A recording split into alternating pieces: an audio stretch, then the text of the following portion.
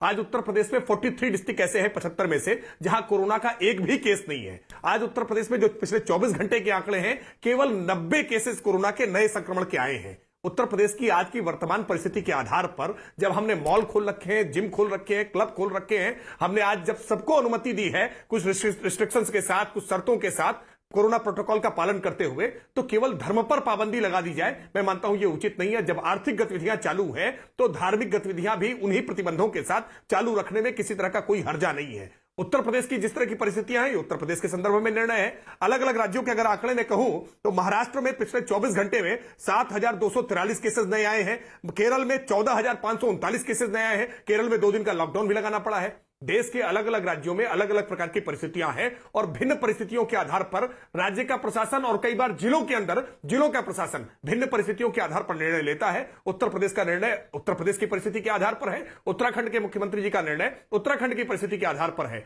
हर राज्य की भौगोलिक परिस्थिति, हर राज्य का सामाजिक ताना बाना, हर राज्य की अपनी परिस्थितियां होती हैं और उन परिस्थितियों के अनुरूप निर्णय लिया जाता है। और जो बात प्रधानमंत्री जी ने भी कही कि कोरोना प्रोटोकॉल का पालन होना चाहिए, उत्तर प्रदेश के मुख्यमंत्री जी ने बहुत स्पष्ट कहा है कि हमने कांवड़ संघों से यह निवेदन किया है कि उनके जत्थों की संख्या सीमित हो। आरटीपीसीआर की रिपोर्ट्स देखने के बाद ही उनको यात्रा की अनुमति होगी। उत्तर प्रदेश में 3 करोड़ 77 लाख लोग ऐसे हैं जिनको वैक्सीनेशन हो चुका है। तो ऐसे समय में जब वैक्सीनेशन हो चुका है। राइट राकेश जी, बिल्कुल तमाम सारी बातें। मैं तो सिर्फ अभी आपका ओपनिंग रिमार्क ले रहा हूं, उसके बाद मैं बहस को आगे बढ़ाऊंगा।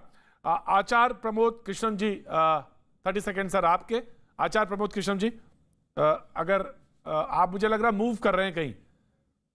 आचार्य जी, आपको मेरी आवाज मिल रही है प्रतीक? बिल्कुल, आज बहुत साफ आवाज आ रही है जी। देखिए, मैं कहना चाहता हूँ कांवड़ यात्रा एक तपस्या है और ये एक पहलू है धार्मिक हमारी आस्था का।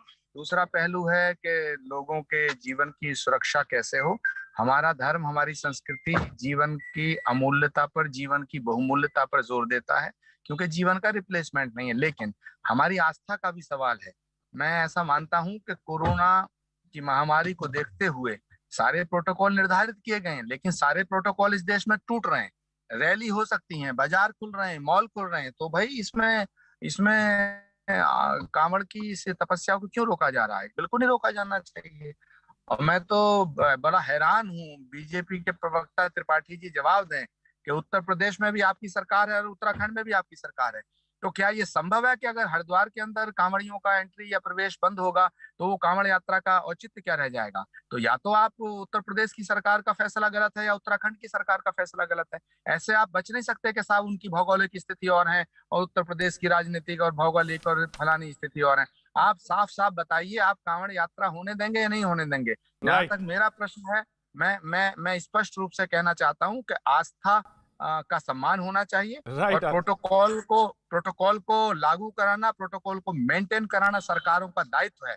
यदि कांवड़ यात्रा को रोका जाता है तो फिर इन मॉलों को खोलने की अनुमति क्यों दी जा रही है? ये रैलियां क्यों हो रही हैं? तमाम देश के नेता इधर से उधर हजारों की संख्या में इकट्ठे करके भाषण क्यों देते घूम रहे हैं? तो ये जवाब बीजेपी के राष्ट्रीय प्रवक्ता को देना चाहिए। जी, वैसे हम बता दें, सुप्रीम कोर्ट में मामले की अगली सुनवाई 16 जुलाई शुक्रवार को है। सो मोटो लिया है उन्होंने सुप्रीम कोर्ट ने, और 16 जुलाई को इस पर उनकी सुनवाई है।